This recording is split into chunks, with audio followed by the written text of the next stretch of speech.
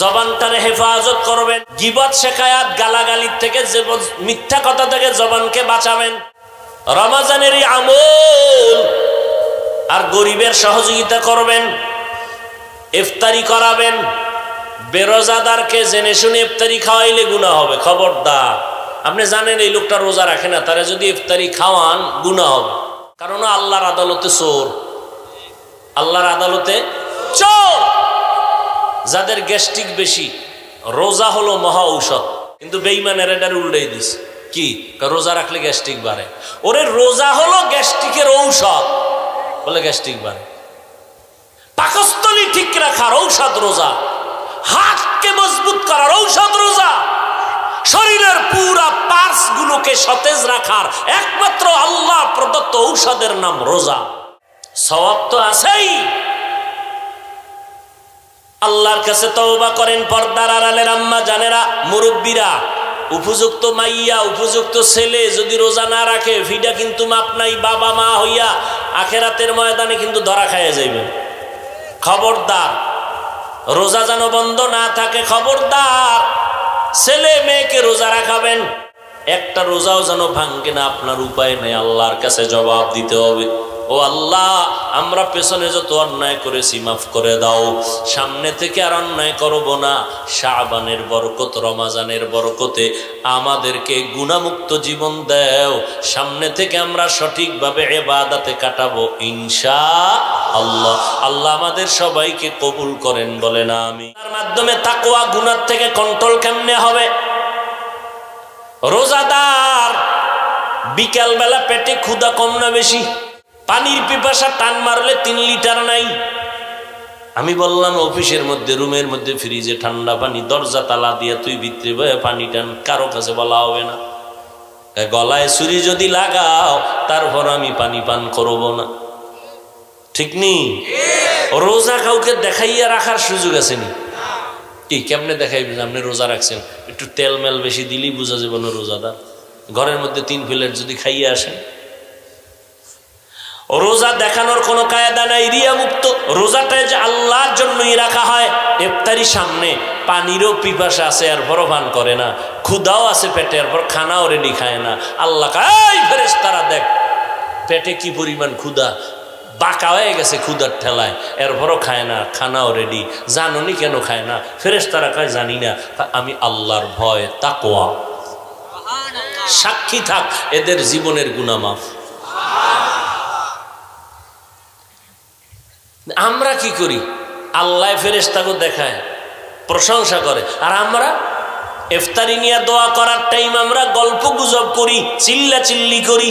একজনে কয় পেঁয়াজুতে নুন নয়, আর একজনে কয় শরবতে চিনি নাই। এ করতে করতে চিল্লা চিল্লি, বউ মাইয়া ফোলা সব আজানই শুনে নেয়। 3 মিনিট পর কয় কি ও মুয়াজ্জিনে যে আজান দিল না যে? ঠিক নেই? এরপরে মসজিদে যে ইফতারি খাওয়ায় অনেকে আছে না, হ্যাঁ দেখবেন রোজাদারের ইফতারির টাইমে বেরোজাদারের ধাক্কা কি কইতন একটা দাঁড় কইরা টুপি পাইছে প্লাস্টিক, ওটার উপরের তলা নাই, ওটার মাথায় ঢুকাইয়া এক চিপায় বইছে একটা মুড়ির ভোটলা লইয়া। ওই ভাইয়া ভাই আজানের এখনো 10 মিনিট বাকি, ও একটু একটু মুড়ি টানে, একটা বুট খায়। কিও কয় একটু নুন দেখতেছি, ঠিক আছে নি। অথচ ইফতারির টাইম, দোয়া করতে দেরি, কবুল হতে দেরি না। ইফতারির আগে কি পরিমাণ ক্ষুধা। 4-5 জন কাতারে বইছে ইফতারি করুন, কিন্তু ফেলেটের ইফতারি দেখে মাথা গরম হয়ে গেছে। 10 জনের ইফতারি এই, আরে 4 ফেলেট তো আমার একার দরকার। মনে মনে দোয়া ইনুস করে 2 জন উঠে গেলে তুই 2 ফেলেট পামু। আল্লাহর কুদরত কি, শরবতের গ্লাসটা যখন টান দিছে দোয়া হইরা, এবার নিজের ফেলেটের খাওয়ানোর ক্ষুধা নাই। আল্লাহর কুদরত। তবে এদিকে আর একটা নজর, অপচয় যেন খানা না হয়। খবরদার, অনেক গরিবরা ইফতারি পায় না, তুমি ফালায় দাও। রোজা এটা বড় লোকের জন্য একটা বড় ইমতিহান, একটা পরীক্ষা। তুমি না খাইয়া রোজা রাইখা টের পাইছো নি গরিবের ক্ষুধার ব্যথা কেমন। গরিবেরা না খাইয়ে কষ্ট করে, বুঝো তোমার গরিবের হালাত কেমন।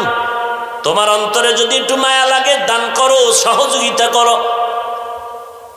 এরে পর্দার আড়ালের আম্মা জানেরা, রমাজান বড় বরকতের মাস। জাহান্নামের দরজা বন্ধ, জান্নাতের দরজা খোলা। রমাজানের শয়তানের শিকল লাগাইছেন। এত বরকতের মাস, দোয়া কবুলের মাস, আমলের মাস।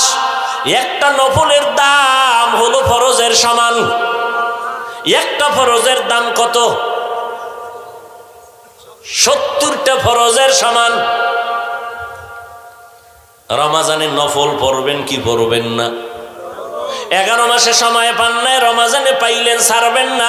আসরের আগে মসজিদে গেলেন, 4 রাকাত সুন্নত পড়বেন। ওই নফল, একটা নফলের দাম ফরজের সমান। অতএব ছাড়া যাবে না। আবার রোজার মধ্যে বড় বড় আমল, রোজা রাখবেন, এটা এক আমল। রাতের বেলা আমল আসেনি। মান কামা রমাজানা ঈমানান ওয়া ইহতিসাবা গুফিরা লাহু মা তাকাদ্দামা মিন যামবি। রাতের মধ্যে বড় আমল হলো তারাবিহের নামাজ। চালাকি করবেন না, তেরামি করবেন না, মেজাজ গরম করবেন না। তারাবি পড়তে গিয়ে যেন আল্লাহর সাথে মোহাব্বত বাড়াইবেন। নামাজ কম পড়বেন না, বেশি বেশি পড়ার মানে হলো 20 রাকাত কমপক্ষে তারাবি পড়বেন। আপনি আর তেরামি করবেন না। কারণ আপনি যদি 20 রাকাত তারাবি পড়বেন, আমার নবীর সাহাবী ওমরে ফারুক রাদিয়াল্লাহু আনহু 20 রাকাত তারাবি চালু করেছেন। আপনি ওমরের সাথে রাগ কইরা কি আল্লাহর ইবাদত কমায় দিবেন? আপনি 8 রাকাত পড়েন কেন? আপনার যদি সমস্যা থাকে, জরুরত, আপনার আম্মা টেলিফোন করছে, আপনি 4 রাকাত পড়ে দৌড় দেন। বাকি আল্লাহ আপনার জিম্মেদারি ক্ষমা করে দিবে। কারণ এটা বান্দার হক নয়, আল্লাহর হক। আপনি পড়তে থাকবেন। 12 রাকাতের পরে যদি টেলিফোন আসে, দৌড় দে, হসপিটালে একজন মরে। 12 রাকাত পড়ে দৌড় দিছেন, আল্লাহ বাকিটার হিসাব নিবেন। সময় পান নাই, পড়েন না, আল্লাহ মাফ করে দিবেন। কিন্তু আপনি এখন তেরামি করেন কেন? যে 8-এর বেশিও না, কমও না। রাগটা কি ওমরের সাথে করলেন না আবু হানিফার সাথে? ওমরের সাথে যদি রাগ করেন, তা আপনি পৃথিবীর মধ্যে রসুলের সব থেকে নিকৃষ্ট দুশ্মন। এরপরে যদি আপনাকে কেউ ফতুয়ায় পেঁচে ফালাইয়া কয় 8-এর বেশি না, আপনি ধাম করে বলবেন ধন্যবাদ, আমি 8 রাকাত তারাবি পড়লাম, আর 1 রাকাতও বেশি তারাবি পড়ব না। মেনে নিলাম তোমার ফতোয়া, তারাবি আমি 8ই পড়লাম, বাকি 12 রাকাত আমি ছাড়ব না। আমি নফলের নিয়তে 12 রাকাত পড়ব, টোটাল 20 রাকাত। কারণ রমাজানে 1 নফল একটা ফরজের সমান। এর থেকে সহজ আর সমাধান আছে? এরপর জুতার বাড়ি ছাড়া আর সমাধান নেই। আমি 8 রাকাতই পড়লাম, বাকি 12 রাকাত কি হিসাবে পড়বো? নফল। কারণ এই যে 20 রাকাতে 1.5 পারা কোরআন পড়বে হাফেজ সাহেব, এই সুযোগ তো আর বাকি 11 মাসে পাবো না। আগামী রমাজানে বেঁচে থাকার গ্যারান্টিও নাই। অতএব আমি সময় পেয়েছি, 20 রাকাত ছাড়বো না। তুমি যদি আমাকে আটকাইয়া দাও, আমি 8 রাকাতই তারাবি পড়লাম, বাকি 12 রাকাত নফলের নিয়তে আমি পড়বো। 1 নফল ফরজের সমান। হাফেজ সাহেবের কোরআন শুনলে কলিজা ঠান্ডা হয়ে যায়। এই সুযোগ হাতছাড়া করব না। ঠিক আছে না? তাহলে তারাবি কয় রাকাত হবে? না তেরামি করবেন? 8-এর বেশিও না, কমও না, এমন 20 রাকাত তারাবি পড়বেন। জরুরত থাকার মাসআলা ভিন্ন। আরেকটা বড় আমল তাহাজ্জুদের নামাজ। তাহাজ্জুদের নামাজ কখন? সাহারি খাওয়ার পুরা টাইম তাহাজ্জুদের টাইম। বাঙালির কপালে তো খারাপ, খাইতে খাইতে খাইতে খাইতে আজান ঠেকায় দেয়, 2 রাকাত তাহাজ্জুদ পড়ে না। বাঁকা হয়ে খাইতে বসে, এবার আর সোজা হয়ে গেছে খাইতে, এত ভিতরে ঢুকাইছে, এখন আর বাঁকা হওয়ার কায়দা নেই। মসজিদে যাইতে 3 মিনিট লাগবে, খায় যাওয়ার টাইম নেই। এমন খাওয়া খাইছি, হেঁটে যাওয়ার শক্তি নাই। বালিশ দে, 2টা টাক দিয়ে হইয়া পড়ি। অথচ এই রমাজান মাস কত বরকতের মাস। খানা খাইতে উঠিয়া একটু আগে উঠা 2 রাকাত নামাজ পড়ে যদি আমার মাওলার কাছে একা একা গোপনে কাঁদতেন, আল্লাহ গো আমার ছেলেটা আমার কথা মানে না, তুমি বাধ্য করে দাও। আমার মাইয়ার বিয়া হয় না, তুমি ভালো পাত্রের ব্যবস্থা করে দাও। আমার দোকানে ব্যবসা কম বাড়ায় দাও। আল্লাহর কসম, এমন একটা রাত নাই যে আমার আল্লাহ প্রথম আসমানে আসেন না। আল্লাহ নিতে আসেন না, বরং তার বান্দাকে দিতে আসে।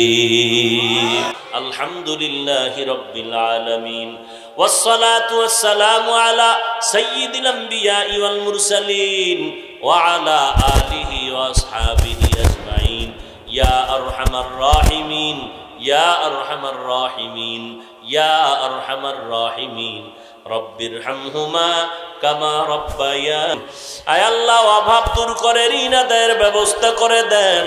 আয় আল্লাহ দিলের নেক আশা পূরণ করে দেন। আল্লাহ ও দয়ার মালিক